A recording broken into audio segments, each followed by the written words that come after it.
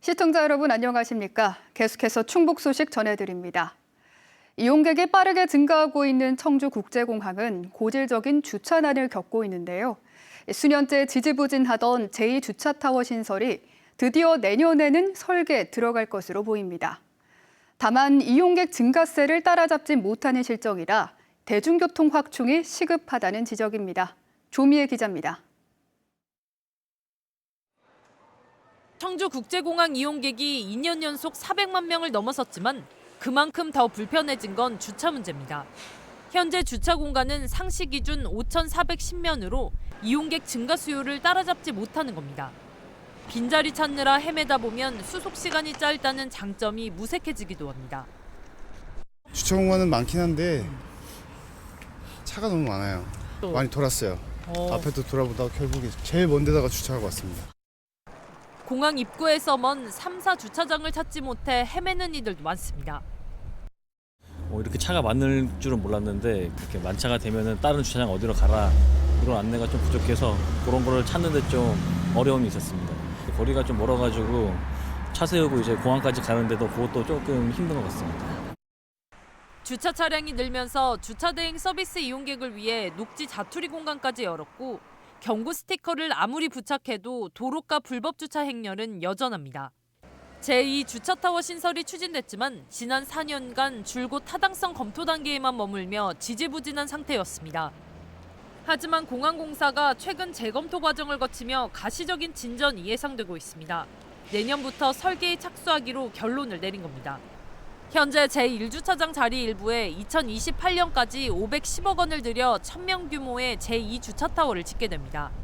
또 청주공항의 이용객이 2030년엔 550만 명을 넘을 것으로 보고 2040년까지 모두 8,800면을 확보한다는 방침입니다. 다만 주차 공간을 늘려 수요를 채우는 건 제한적일 수밖에 없어 인천 김포공항 사례와 마찬가지로 대중교통을 지속적으로 늘려야 한다는 지적도 있습니다. 현재 김포공항 이용객이 2,200만 명이 넘는데 주차 면수가 6천여 대인 점을 감안하면 주차 공간 확충만이 해법은 아니라는 겁니다.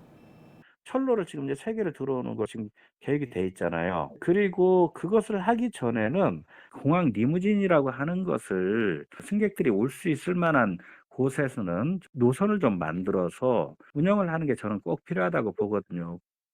한편 청주공항은 오는 2030년까지 국제선 터미널을 2배 규모로 늘리는 계획도 확정할 방침입니다. MBC 뉴스 조미애입니다. 얼마 전 경기도 부천 제일시장에서 차량 돌진 사고로 20명의 사상자가 발생했었죠. 청주에서도 비슷한 사고가 잇따르고 있습니다. 좁은 골목에 차량과 사람이 뒤섞이는 전통시장 대부분 비슷한 위험을 안고 있는데 이대로 두어도 괜찮을지 고민이 많습니다. 김영일 기자입니다. 화물차 한 대가 갑자기 전통시장 안 좁은 길을 돌진합니다. 이 사고로 20명이 숨지거나 다쳤습니다. 비명 소리가 막 사람들이 막 살려달라고 소리 나지. 저는 건물이 무너진 줄 알았어요. 청주에서도 비슷한 사고가 났습니다. 한 승용차가 시장 입구 기둥을 들이받자 기둥 옆에 있던 오토바이가 튕겨나가 고객 한 명이 크게 다쳤습니다. 놀랬지요. 꽝 소리 나고 사람 돌고 있을 때 저 기둥을 안 받았으면 여기 사람들 갈렸지. 기둥 때문에 괜찮았지. 지난 8월에는 차량이 상가로 돌진했고 9월에는 또 다른 차량이 인근 주차장 울타리를 무너뜨리기도 했습니다.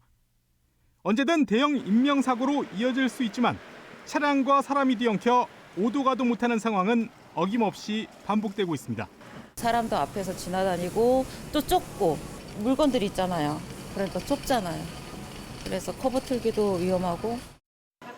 청주시가 조례상으로 유사시 소방차 등이 통행할 수 있도록 도로폭을 4m 이상 확보하도록 했지만 이 시장 골목의 폭은 3.7m 정도입니다. 보시는 것처럼 이 시장 골목은 성인 4명이 서면 꽉 찰 정도입니다. 차량이 있으면 통행이 쉽지 않습니다. 급기야 시장 상인회는 차량 통행을 막기 위해 시장 안에 있던 주차장 폐쇄도 추진하고 있습니다. 그런데 청주시가 주차 공간 부족을 이유로 주차장 폐쇄에 부정적이라 쉽지가 않습니다. 일거리 시장이 전국 5대 시장인 만큼 규모도 크고 청주 시민들이 많이 이용하는 시장인데 그거에 비해서 주차장은 부족하다는 이야기를 많이 듣고 있습니다. 전문가들도 주차장 폐쇄를 전제로 한 차량 통제를 주원합니다. 보차도가 분리가 되어 있지 않기 때문에 스마트 볼라드를 설치하는 거죠. 특정 시간대만 거기에 진입을 허용하고 그 시간대 외에는 차량에 진입을 허용하지 않겠다. 또 전통시장 주변을 노인보호구역으로 지정하고 보행자 통행에 우선권을 주는 보행자 우선도로로 지정하는 방안도 검토할 수 있다고 조언했습니다. MBC 뉴스 김영일입니다. 신용불량자 등 금융 취약계층도 새해부터 의료비 후불제를 이용할 수 있게 됩니다. 충청북도와 서민금융진흥원은 협약을 체결하고 내년에 500명에게 의료비 후불제를 시범 운영한 뒤 확대 여부를 검토하기로 했습니다. 대상은 금융기관 연체채권 보유자, 신용정보 불량자 등으로 서민금융진흥원의 불법 사금융 예방대출을 이용해 의료비를 마련하면 이자 비용 전액을 지원받게 됩니다. 충청북도는 경제적 취약계층의 의료 접근성이 높아질 것으로 내다봤습니다. 농림축산식품부가 주최하는 먹거리 지수 평가에서 옥천군이 최우수에 선정됐습니다. 충청북도는 지속 가능한 먹거리 체계에 관한 평가에서 옥천군이 전국 상위 5곳에 선정돼 최우수상을 받았고 청주시 괴산군은 우수상을 수상했다고 밝혔습니다. 또 충주시가 지난해 C등급에서 한 단계 상향된 것을 비롯해 제천과 증평, 진천, 음성 등 5개 시군이 B등급을 받았습니다. 충북의 지역특화 콘텐츠 개발 사업이 성과를 거둬 국비 지원을 더 받게 됐습니다. 문체부와 한국콘텐츠진흥원은 영동국악과 음성 품바를 활용한 AI 미디어 아트, 진천 도깨비 둔벙영화 등 스토리테인먼트 충북 사업에 우수 등급을 부여하고 내년에 15억 7,500만 원을 지원합니다. 올해 참여 기업들은 평균 매출 76%, 신규 고용 141% 증가라는 성과를 거뒀습니다. 충북과학기술혁신원은 확보된 국비가 지역 기업의 콘텐츠 개발과 사업화 지원에 재투입된다고 밝혔습니다. 초등학생의 머리를 때리고 욕설을 한 담임교사에게 벌금형이 선고됐습니다. 청주지방법원 형사 2단독은 아동복지법 위반 혐의로 기소된 40대 초등교사에게 벌금 200만 원을 선고했습니다. 피고는 지난해 11월 초등 1학년 교실에서 학생의 머리를 때리거나 제자리에 앉았다 일어나기를 반복해 시키고 욕설을 한 혐의로 기소됐습니다. 재판부는 나이가 어린 아동들에게 정서적 학대를 가했다면서도 범행을 인정하고 반성하는 점 등을 종합해 형을 정했다고 판시했습니다.